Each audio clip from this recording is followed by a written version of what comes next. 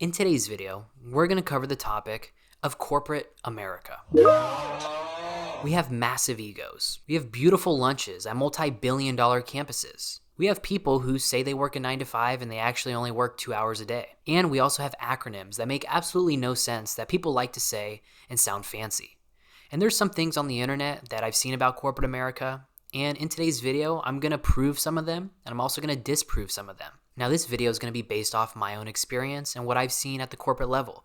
I've currently been working in corporate for 3 years now, started at 23 and I'm currently 26, and I've had the opportunity to work at different companies. I've been able to see and visit different offices and work with different people inside my industry. So everything I say in this video is going to be based off of my own perception of corporate America. Now, the structure of this video, first topic I want to talk about is how I genuinely believe 90% of people in corporate America have zero clue what they're doing on a day-to-day basis. The second thing, I want to talk about some common misconceptions that I see about corporate America. And third, I want to give you guys what I believe is the sauce to actually moving up and getting promoted in corporate America. So go ahead, let me know in the comments down below your experiences with corporate America. Sit back, relax, like and subscribe, and let's get into the video. So for the main topic of this video, I kind of want to talk about how I just have this overwhelming sense and feeling that only 10% of people are actually confident in what they're doing. The other 90% of people are literally just winging it, hoping everything goes good and hoping they don't get fired. And when I say stuff like this, I'm not saying people are stupid, I'm not saying they're incompetent, but it's just no matter what level or role they are in. I've seen this from literally management level all the way down to lower level 1, even part-time corporate people. They just don't know what they're doing. And it's genuinely the blind is leading the blind in corporate America. So let me give you guys an experience of what I noticed, especially at my past job. I'll get assigned a project, and anyone who assigns me the project, whether it's a manager, whether it's a VP, whatever it might be, they have no clear expectation or idea of what the deliverables are supposed to be. You'll be lucky if you get a time frame. So then logically you go, I need to ask questions. I want to make sure I'm going to do my job right. So you start asking questions, and then the answer, if you get one back, is extremely vague. No one knows who owns the process. No one knows the best practices or workflow you're supposed to follow. And you might even ask, the people around you, how has this been done in the past? Well, who's done this in the past and they've been successful so I can ask them? No one knows. And after about 10 times of falling into this same pattern of looking for answers and no one has them, it starts to click that these people actually don't know what they're doing. Day to day, these people are lost. They don't know what they're doing. And what I've noticed, it seems like it's just a bunch of adults trying to keep things moving in the right direction with incomplete information. Most of the time, it's an outdated process, and then typically they're just randomly assigning priorities to different people. And the bigger the company gets, the worse this can be, especially depending on how good your manager is. So it's genuinely hard to get a straight answer or really know what you're doing in that environment. And if you get an answer, it's all finger pointing. No one's going to take accountability. They're going to tell you to look here, look there, look in SharePoint, look here, go through all these different files, and hopefully you find something. And now you might be thinking to yourself, oh, he said he's 26, so he obviously works with younger people. Of course this is frustrating. Dude, I'm literally the youngest person on my team. I work with 40 to 50-year-olds on a daily basis. And then throw in, on top of all of what I'm saying, the absolutely real corporate egos. God forbid someone is wrong or someone has to take any type of self-accountability, you will see grown adults act like children. They'll say it's not my fault. They'll point here, they'll point there. They'll say it's so-and-so's fault. Literally anything they can do to cover their ass, they'll do it.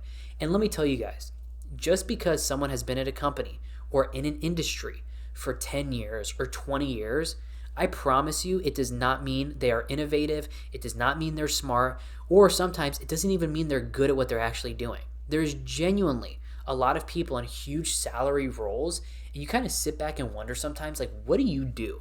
I don't see you do anything. Look, I'll tell you firsthand, I know some of these guys have very stressful, very important jobs, and that's the majority of them.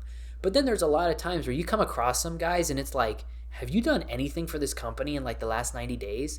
And overall, that's kind of the sentiment I feel working in corporate America, where it's genuinely hard to actually know what you're doing on a day-to-day basis. And when you look to other people who have been in the industry for longer, who have bigger roles and titles than you, and you think, oh, so-and-so is going to be able to provide me great insight and great direction. And then you ask them and they go, well, I don't know what to do. It's like, isn't that your job to know what you're supposed to be doing? But you'd be surprised how many people you come across that literally don't know what they're doing. They can tell you their job description, but aside from their job description, they can't actually tell you what they're doing on a day-to-day basis. The next thing I want to talk about is just some common misconceptions I see online. A lot of people make it out to be like once you join corporate America, you have a very low stress life, you barely work anymore, you get to eat 5-course dinners at your office, you get to exercise and ride bicycles for fun. When I'm here to tell you a lot of that is just really misleading, and I'm going to pick out the ones that bother me the most. So the first one I see online, the most common one, is a lot of people make it out that like every corporate office or every environment is like working for Google or Microsoft. And we see all these guys and girls online who are posting like, oh, come work with me at Microsoft. And it's like insane. Look, 90% of corporate offices are nothing like that. The majority of them are basic buildings filled with cubicles and have terrible lighting. And that's really how it is. And like, sure, you might get some cool amenities here and there. Like the company I work for right now, their corporate office actually has a gym on site. But like, let's be honest, how many times in your lunch break are you actually going to go to the gym? And like, it's cool, but the novelty wears off really fast. And then you realize, oh, it's just a big building with a bunch of cubicles and there happens to be a gym on site and they give me free soda whenever I want. And it's just far too often people get this false sense of what working in corporate's really like. At the end of the day, a lot of these companies are really trying to be budget conscious. And just because you see people at really cool offices online, definitely lower your expectations, because unless you're working for one of these big tech companies or just a really cool small company, more than likely the corporate office you work at is going to be just a very basic generic office. And yeah, like I said, there's going to be some cool branding here and there, but overall it's just an office. You go there to get your work done. Now, another misconception I see online is a lot of people believe that once you join corporate America and you clock out, your day is over. And I'm here to tell you that that's far from the truth. Now, I'm a sales analyst, so maybe it's different for my position in comparison to other positions, but I have a work phone. And I can tell you guys, there is plenty of times where it's 8:30, 9 o'clock at night, and I got someone calling me on my work phone. I got someone sending me a Teams message. I got someone emailing me. And a lot of people like to believe like, oh, I'm going to set boundaries and like no one's going to call me when I'm at home. I'm just going to turn my phone off. It does not work like that. Like if you have people answering to you or you have 1 to 2 ounces of responsibility at your job, people will call you after hours and you are expected to pick up the phone. You are expected to respond to those emails because that's your job. You have to do it, right? And I know it's not fun, but a lot of people make it out to seem like, oh, once I leave work, I'm done. That couldn't be further from the truth from me. Like when my work phone's on me, unless I'm on vacation or I'm strictly out of office, I am expected to pick up that phone whenever needed, whether it's someone on my team looking for help, whether it's someone I'm in charge of, whether it's my manager, it doesn't matter. I'm expected to pick up the phone, get on the computer whenever is needed to complete my job. And the last thing that I see a lot online is people believe that corporate America is for them because it pays more. Look, it's not a secret. A lot of people want to work in corporate America because they know the pay scales a lot higher once you get to those levels. But you really got to ask yourself if that's the environment you truly want to work in, because there's days where working in corporate America sucks. Like, look, I'm a guy, I like to be hands-on, and there's times where I'm looking at the computer for 9 hours a day, and it's just like, this sucks. Like, why am I doing this? Not only that, a lot of my job revolves around planning projects that are a year out or a couple months out. That can also be very tiring too, because it's one thing when you work on a retail level or you work as a mechanic and you're only worried about what's in front of you. It's a whole nother beast when you have to worry about things that aren't potentially going to happen for another year, maybe even 2 years, yet everything has to be perfectly planned and perfectly executed today. That can be very exhausting. So before joining corporate America just for the pay, really ask yourself if this is what's going to make you happy and if this is where you actually see yourself working for a very long time. Because a lot of people make it seem like once you join corporate America, once you get paid more, doesn't matter what you're doing, it's the dream job for anyone. And this could also be very far from the truth, depending on how you actually enjoy working and what you actually like doing as your day-to-day job. Now, with all that being said, I don't want to deter anyone from trying to get a role in corporate America. And to double down on that, I'm going to give you guys kind of what I think is the sauce to getting promoted and actually moving up and achieving that salary that you actually want in corporate America. These are the things that have worked for me. So the first thing you need when it comes to working in corporate America to get promoted and scale your pay is you need to have an understanding that no one is better than you. And I know everyone's probably thinking, wow, this kid's super egotistical, but hear me out. There's a very common misconception that a lot of young people get when they join corporate America. You start showing up to office, you start seeing these people with huge titles, they're driving crazy cars to work, and you get very nervous. You get very unconfident in your abilities because you think these people are smarter than me. They're better than me. This is what I've tended to notice. And you have to understand that people in corporate environments are nowhere better than you. They're not smarter than you. Just because they have these crazy titles and a little bit more experience than you, it does not denounce anything that you can bring to the table. You need to have full confidence in yourself when you join corporate America.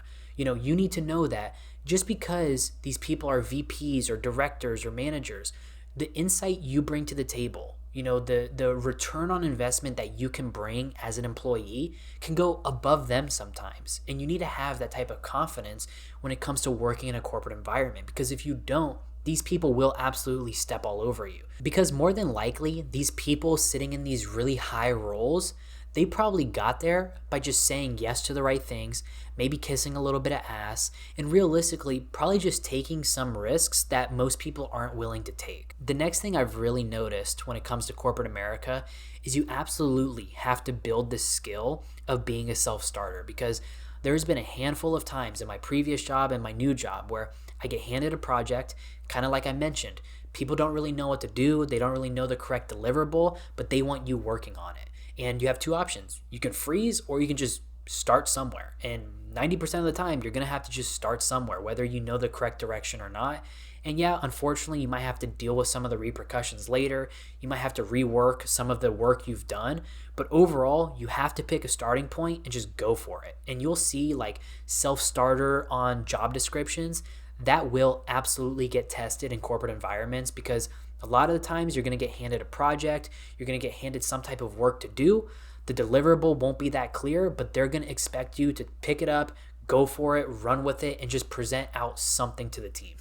And the last thing you have to get really good at, I'm telling you guys, this is number one right here, is networking yourself. And I'm not talking about going to clubs, handing out your LinkedIn, sending it all to your buddies. What I'm saying is to network yourself, the best way to do it is to be the nice person. And I know a lot of you guys are like, that's the dumbest advice I've ever heard in my life. This guy's literally just telling me to be nice to people. Hear me out. There is so many people in the corporate environment. I've seen managers, I've seen directors, I've seen VPs who are just assholes every single day. They're assholes, they're mean to everyone. No one wants to work with them, no one wants to work for them. If you are the nice person, people around you will not only gravitate towards you, they'll want to work with you, and more importantly, they will be more than happy to work for you. And I'm not saying you need to start buying everyone birthday cakes and treating everyone out to dinner. You can even fake it. It doesn't matter. All you have to do is be the nice person. And honestly, the older generation and the younger generation is to blame for this. It is increasingly difficult to find nice people. And I'm telling you guys, this is how I've gotten the role I'm in today. No matter what is going on in my personal life, no matter what's going on in my work life, I'm just nice to everyone I talk to, whether it's an email, whether it's a Teams meeting, whether it's a call, whatever it might be. Hey man, how's your day going? I hope everything's good. Let's get into work. Like simple things like that. Just being the nice person will take you so far in your career, because it is such a difficult attribute to find nowadays. So simply put, if you want to get really good at networking yourself, literally just be the nice person, be kind to everyone you work with. And I'm telling you, it might sound so stupid, that will take you so far in your career. So that's pretty much all I have for you guys in today's video. I kind of wanted to talk about how I don't really think people know what they're doing, some common misconceptions, and how what I believe are kind of like the 3 ways to really grow in corporate America. So other than that, thank you guys for watching this video. I hope you guys have a great rest of your day. Like and subscribe. Let me know in the comments down below if you agree with this advice, if you disagree with some of this advice. And overall, I'll catch you guys in the next video. See ya.